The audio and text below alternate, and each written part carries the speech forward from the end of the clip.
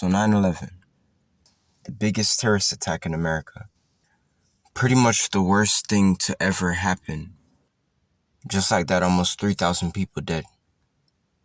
As much as this happened more than 2 decades ago, of course, a tragedy that took that amount of lives.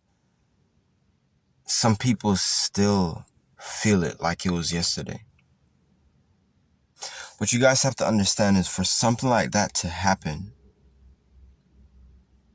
there's so much more that we'll never know. And so much more that words couldn't put to explain involved in this tragedy. If you know, you simply know. You know that the powers that be was involved. And you're seeing what's happening in the world today. You're seeing how the world has been going over the last couple of years. A little bit before the coronavirus pandemic first hit. You're seeing the way how these planes, these pilots are acting. You see the changes in this world. They can distract a great amount of people, but they cannot distract everyone. I learned about the 5th plane that the government tried to hide from us from TMZ, dropped it about a couple weeks ago. A 5th plane that they didn't talk about.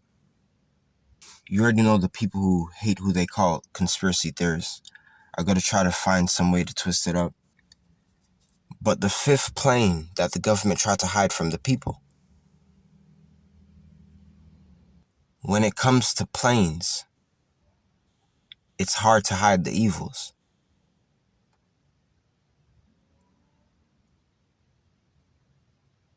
Always pushing to expose that RFK Jr. said that there are government planes that are letting loose toxic jet fuel chemicals. Pushing to expose these chemtrails that are letting loose toxic nanobots and parasites that aren't good for the human respiratory system.